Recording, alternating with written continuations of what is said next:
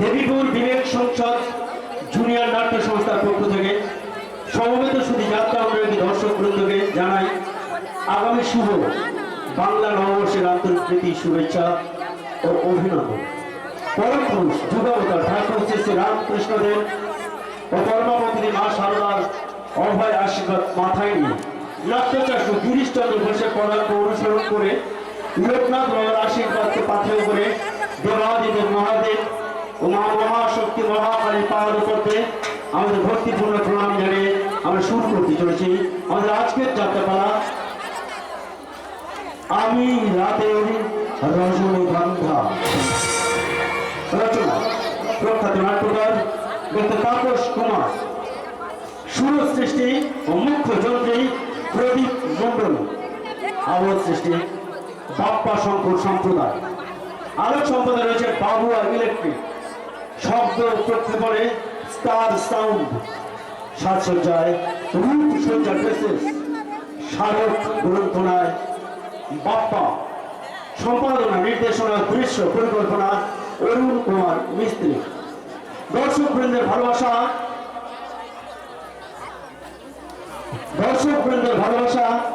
ও শুভেচ্ছাকে সম্মান করে আমরা শুরু করতে চলেছি নাচে গানে ভরপুর হাসি কান্নায় ভরা এক বাস্তবধর্মী সামাজিক যাত্রাপালা আমি রাতের রজনীগন্ধা।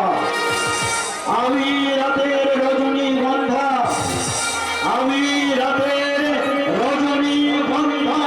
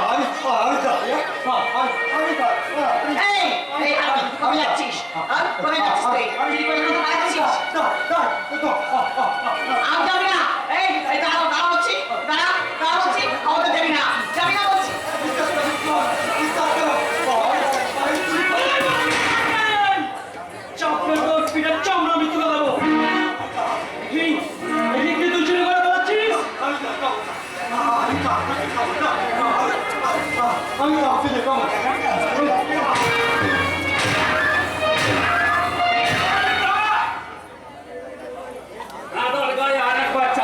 চেষ্টা করলে এই চাবুক তোমার পিঠে গেলে চাপকে সাইজ করে দেবো।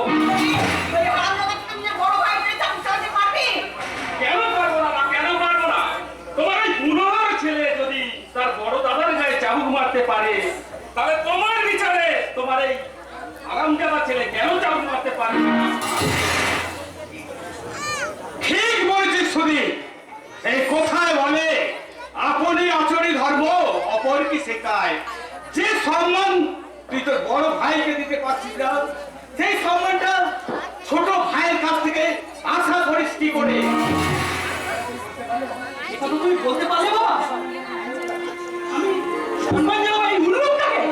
প্রদীপ, উল্লুক তুই কাকে বলছিস রে প্রদীপ? ও যে তোর বড় ভাই। ওরে ওদের মা আলাদা হলেও তোরা সকলে কিন্তু এই সত্যবোধ গাঙ্গুলির সন্তান।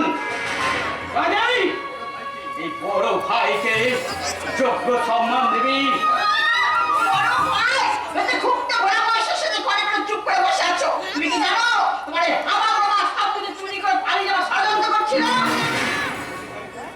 কি বললে প্রেম করি অন্ধকার ঘষাতেই যার জন্ম, সেই পোহাক কিনা চুরি করেছে।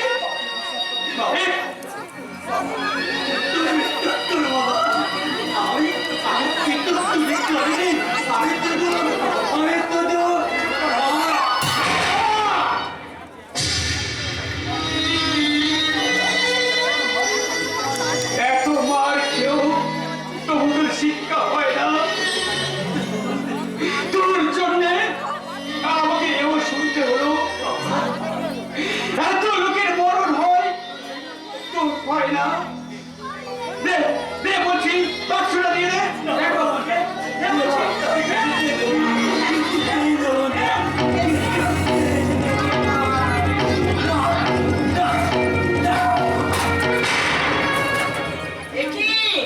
এটা তোর মায়ের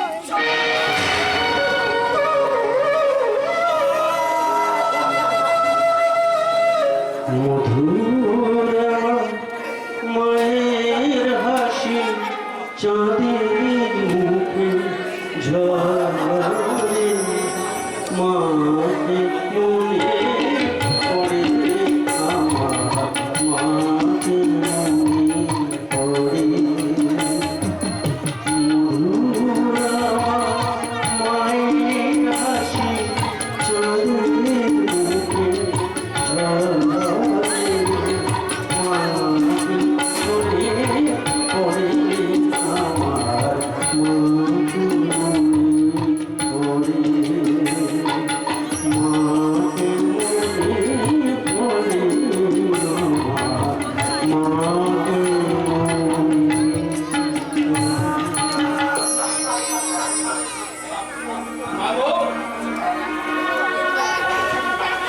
তোমাদের চোখে যে আজ প্রকাশ তার মতন চালাকি পৃথিবীতে নেই বাবা।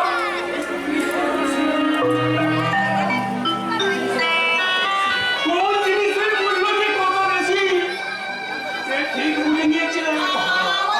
ভুল হয়ে গেছে। ভুল নয় ভয়ঙ্করী, ভুল নয়। বাবার সবের যখন চোর হাতে হাতে ছড়া পড়েছে, তোমরাকে এমন শাস্তি দাও যে শাস্তি দেখে জগতের কোন সন্তান এই ভুল করে যেন তার সৎ মাকে তার ওই গর্ভধারী মায়ের আসনে বসিয়ে পুজো না করে বাবুমতাই না আমার গোটা পোকা টুকা মানুষ ভালো করে কথা বলতে পারে না। শুধু শুধু আমাকে কাঁদতে ইচ্ছে করে করে না করলে বুঝি সন্তানের বুঝি সন্তান হয় না। বুঝি কোনদিন মা মা হয় না।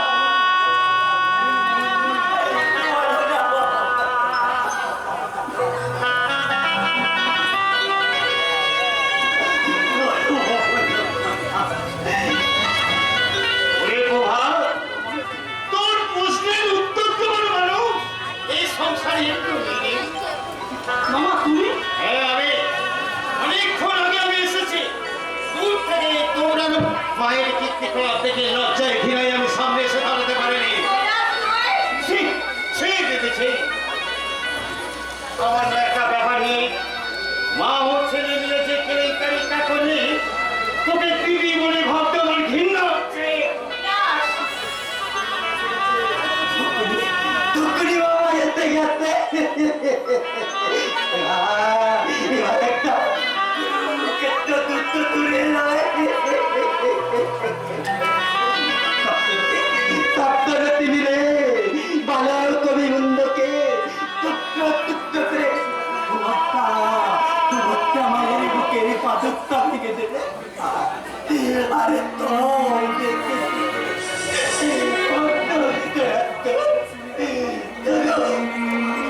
চোখে তল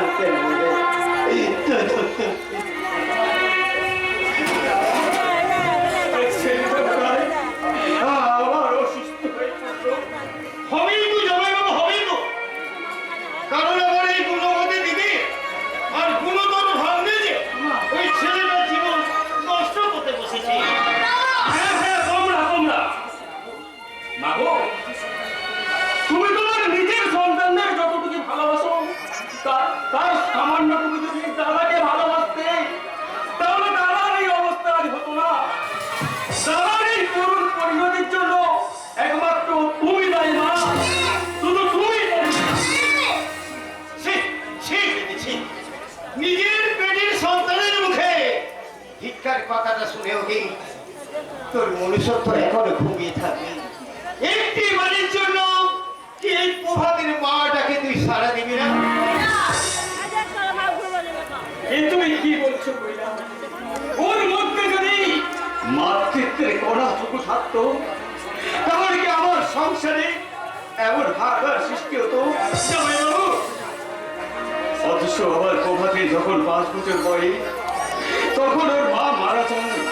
তখনও পর্যন্ত ছেলেটা সুস্থ স্বাভাবিক ছিল।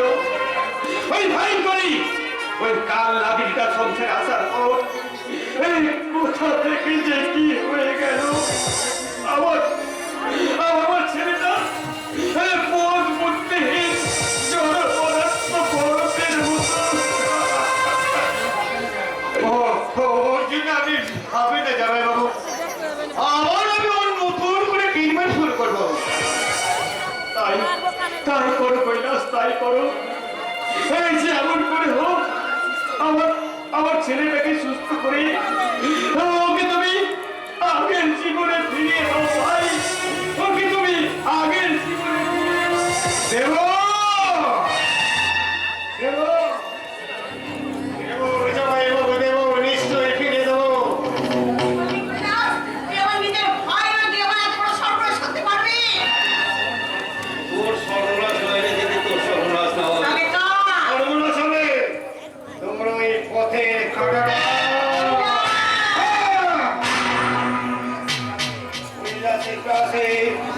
জামাইবাবুর আদেশে প্রভাত হবে জীবন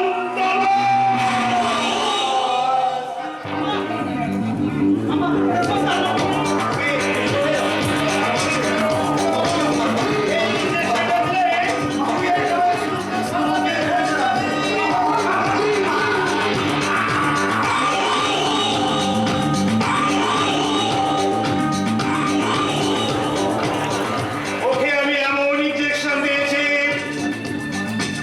ও জীবন মরণ তুচ্ছ করে মনের কামনা বাসনা চাওয়াকে থাকতে পারলে ও ছুটে যাবে। দাও দাও, ওকে দাও, ওর হাতে একটা খালা পিস্তল দিয়ে দাও। ওই পিস্তল দেখলে পুলিশ ওকে থানায় ধরে নিয়ে যাবে, তখন আমাদের হবে সময়ের মুক্তি।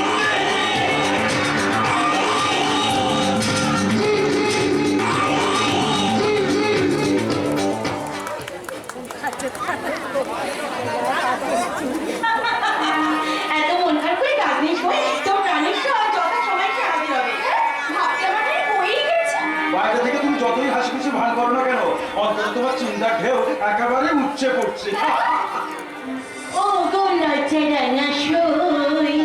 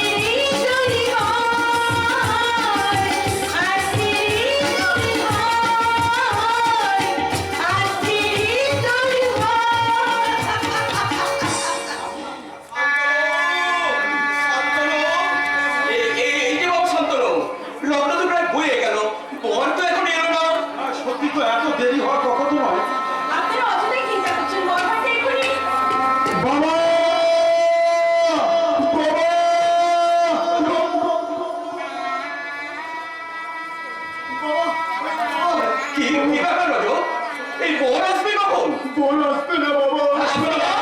আসবে না বাবা। কেন আসবে না বাবা, কেন আসবে না?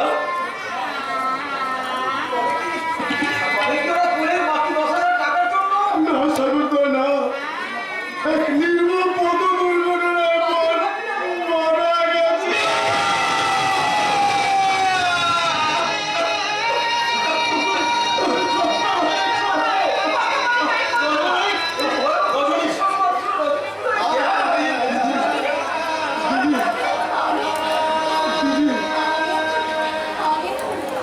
ভেতরে চল ভাই, ভেতরে চল। বাবা, এ কি বাবা, তোমার চোখে জল কেন বাবা? সাগরদা, সাগরদা, আপনি নীরব কেন? শান্তনু বাবুর সত্যি কথা, তোর সবাই মুখ ফিরে দাঁড়িয়েছিস কেন? কেন? তুমি কি আমার নবজীবনের বদলের আগে বিসর্জন হয়ে গেছে? না! আর কেন?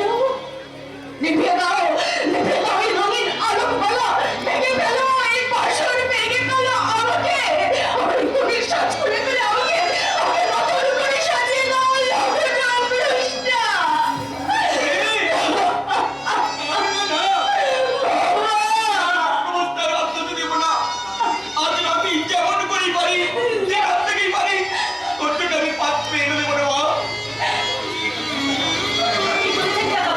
নির্দিষ্ট অগ্রে না হলেও আজকে রাতের মধ্যে যদি কোনো পাত্রে সন্ধান করে রজনীর দিয়ে দেওয়া যায়, তাহলে রজনীর জীবনটা যেভাবে শেষ হয়ে যাবে না কাকাবাবু। কিন্তু এত রাতে পাত্রের সন্ধান পাবো কোথা থেকে?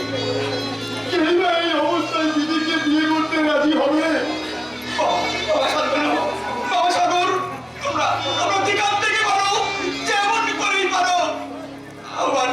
আমার যোগ্য অযোগ্য যে কোনো পাত্রের একটা সন্ধান করো, আমি তার হাতে আমার গরিমাকে তুলে দেবো।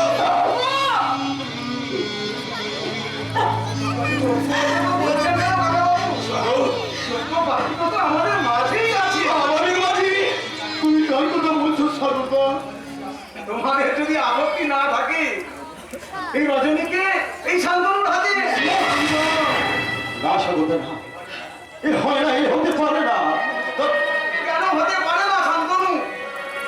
এমন নিরুপায় পরিস্থিতিতে একজন বিপন্ন নারীর জীবনকে রক্ষা করা তোমার কি কর্তব্য নয়? আমি যে আর একটা কর্তব্যের জানে বন্দি সাগরদা, তাই তো একজনের জীবন রক্ষা করতে গিয়ে আরেকজনের জীবন নষ্ট করতে আমার বিবেক ভালো সায় দিচ্ছে না। আপনারা আমাকে ক্ষমা করবেন, আমি সতীকে ভালোবাসি। দাঁড়াও, দাঁড়াও বলছি।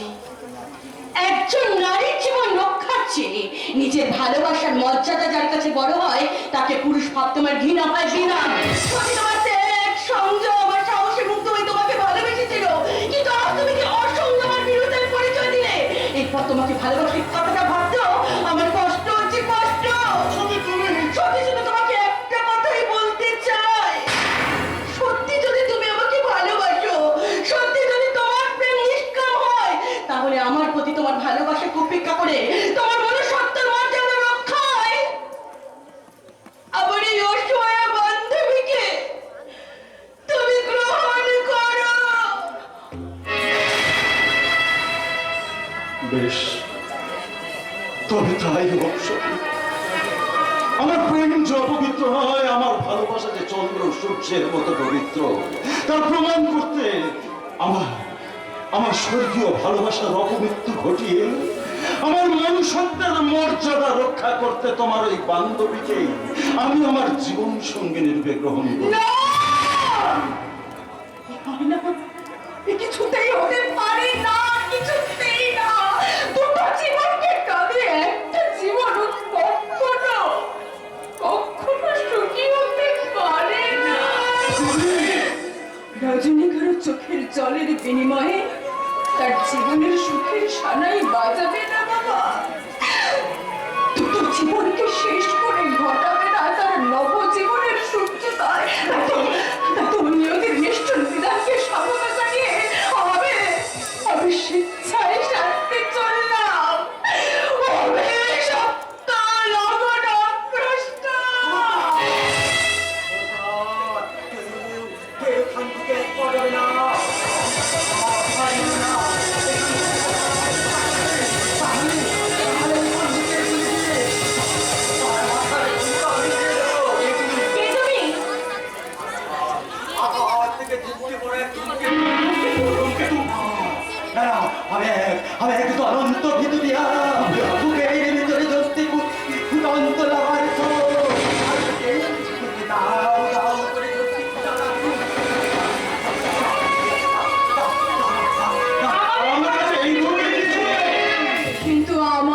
কাছে আছে। আপনি কি পারবেন সেই সম্পদ গ্রহণ করতে? নিশ্চয়ই পারবো, নিশ্চয়ই পারবো। তবে তবে নিন, গ্রহণ করে আমাকে আপনি আমার চরম লজ্জার হাত থেকে মুক্তি দিন।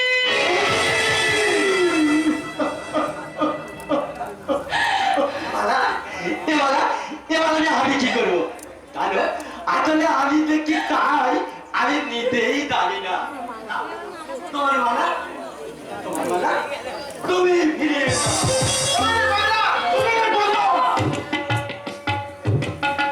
ওকে মারবেন না। ওই যে এখন আমার ইহকাল পরকালের ইষ্ট দেবতা। হ্যাঁ, দেবতা। যে মানুষটা এই বিপদে এসে আমাকে এই মালা দিয়ে চরম লজ্জার হাত থেকে উদ্ধার করেছে, সেই মানুষটা অসুস্থ হোক আর পাগলি হোক, সেই মানুষটাই আমার পূজনীয় স্বামী। বেশ, তবে তাই হোক মা। তুই নিজেই যখন তোর জীবন সঙ্গে বেঁচে নিয়েছিস,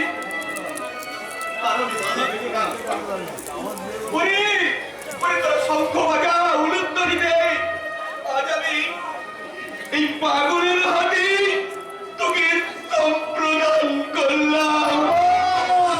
আনন্দ সাগর হতে বেদনার বাড়ি ঝরে, স্মৃতি যেন অশ্রু জলে ভাসে, ভাগ্যহীনা চলে ভাগ্যে শোনে, যেন জানকী মা যায় বনবাসে, যায় বনবাসে, যায় বনবাসে।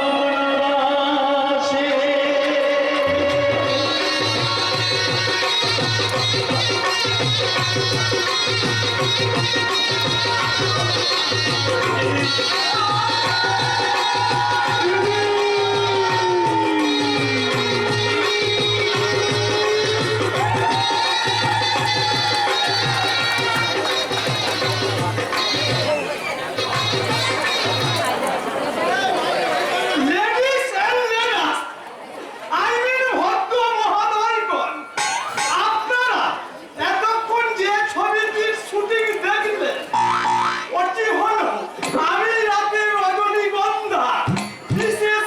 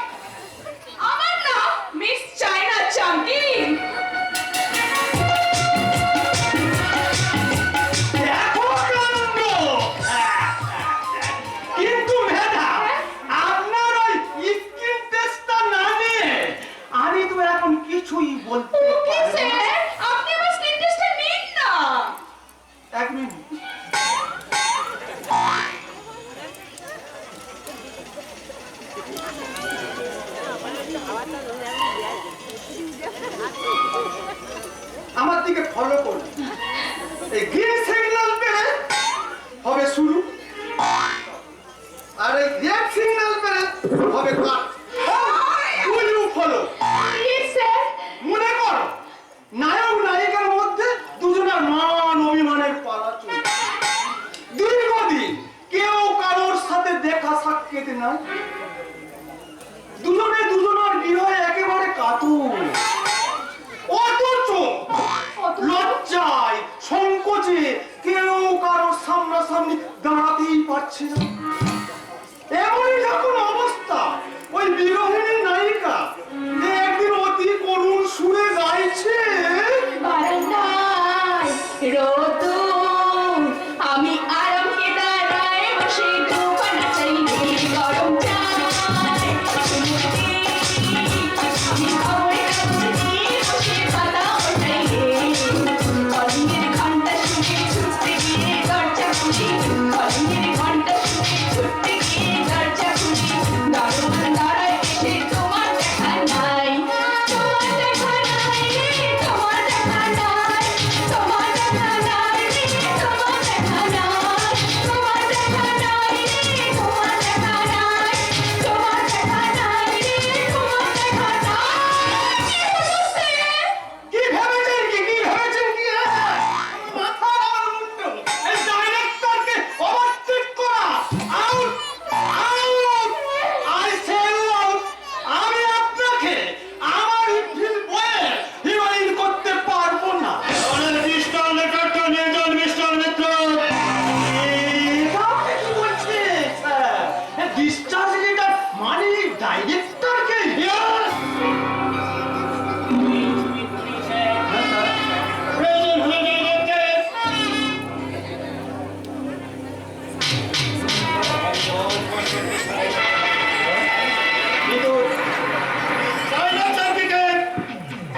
কোনো মতে চেঞ্জ করতে পারবো না। আরে দেখো কাণ্ড! আমি কি ওই ম্যাডামকে সত্যি সত্যি ওই কথাটা বললাম নাকি?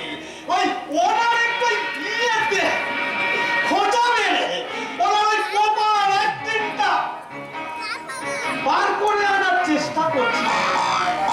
হ্যাঁ ভাই না ভাই, আরেকজনের হিরোইনের কথা কি ভাবলেন স্যার? মিস জিনা তো আমাদের কোনটা ফেল করেছে, সে আমাদের কন্ডিশনে কাজ করতে রাজিই হচ্ছে না। আমি আমার বিমানে ছাড়ুন।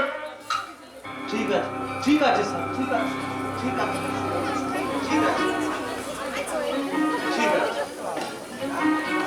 বিশেষ ঘোষণা, ঘোষণাটা আপনারা মনোযোগ সহকারে শুনবেন। সুবর্ণ সুযোগ, সুবর্ণ সুযোগ, সুবর্ণ সুযোগ।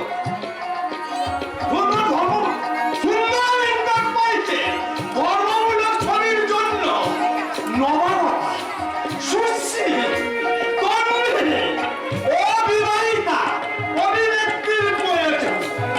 15 থেকে 25 বৎসরে এই নৃত্যগীতে অভিজ্ঞ অবিবাহিতা সুন্দর যুবতীরা সত্তর যোগাযোগ করুন। ঘোষণাটা শেষ হলো। কি বললাম? সুন্দর অবিবাহিতা যুবতীরা। সংবাদপত্রের মাধ্যমে যখন বিজ্ঞাপন থেকে ছড়িয়ে পড়ে, তখন অহল জর্জরিত বহু সংসারে সুন্দরী শিক্ষিত মেয়েরা ইন্টারভিউ লাইন লাগাবে আমার অফিসের সামনে। আমি তাদের নিয়ে নেব এক অভিনব ইন্টারভিউ। আমি তাদের নেব উত্তম যৌবনের। আর সেই টেস্টে পাশ করলে আপনি আমার মতো তাদেরও অভিনয় সুযোগ দেবেন, তাই না বস?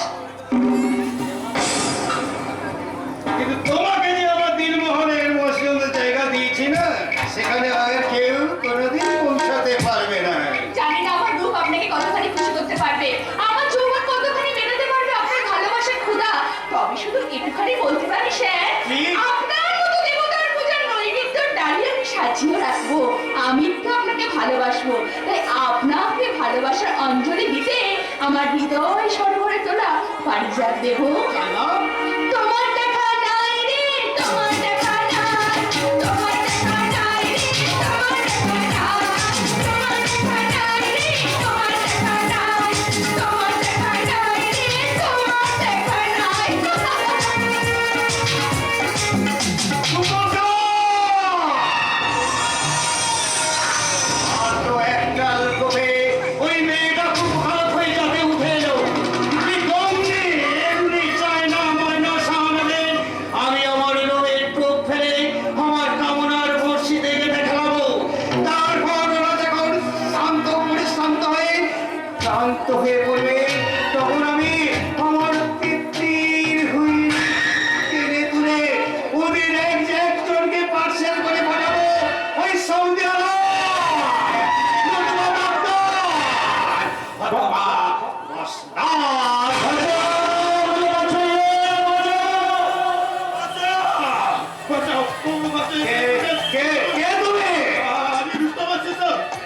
পুলিশ তোমাকে তাড়া করেছে কেন? আমি খুন করে দিয়েছি তো। তোমার আছে চোট দেখে আমি বুঝে নিয়েছি, কিন্তু খুনটা করলে কেন?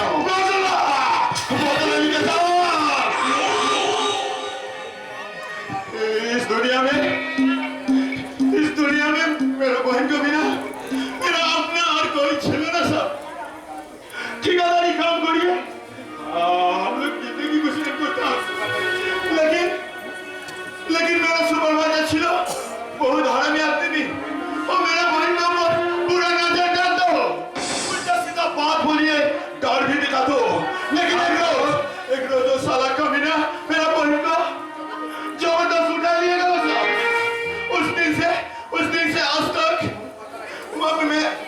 मेरा बहन को बहुत पता लगा ऐसे साहब लेकिन दुनिया की कहीं भी जाएगा में मेरा बहन का कहीं पता नहीं मिला साहब। रुस्तम आप ही बोलिए ना साहब।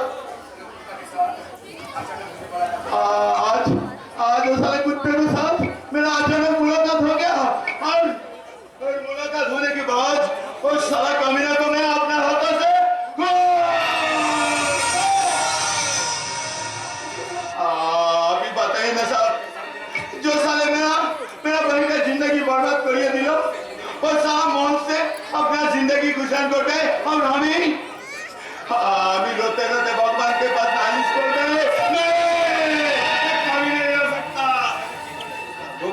তুমি হয়তো ঠিকই করেছো রুস্তম, কিন্তু পুলিশ তো তোমাকে ছাড়বে না। না ভয় পাওয়ার কিছু নেই, ভয় পাওয়ার কিছু নেই। আমি তোমাকে বাঁচাবো, সেই সঙ্গে তোমাকে তোমার একখানা চাকরি। क्या बोला साहब? एक पूरी आदमी को अपनी नौकरी दी गई। পুলিশের চোখে ধুলে দিতে আজ আমি তোমাকে রুস্তম থেকে সাজা পড়াচ্ছ। আজ থেকে তোমার নাম হবে রাজ্জাক খান। তুমি কালো বাজার থেকে মুঠো তুলে নিয়ে আসবে টাকা। काला धंधा मुझसे नहीं होगा।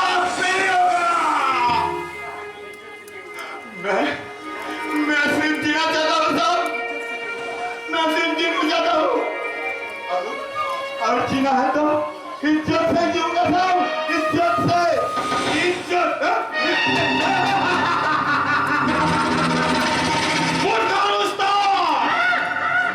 তুমি শেয়ালের তারা খেয়ে এই সিংহের গুহায় তারা খেয়েছো। তোমার কোনো বাঁচার রাস্তা নেই। नहीं साहब नहीं। বলো তুমি কি চাও? রুস্তমের নাম বলো।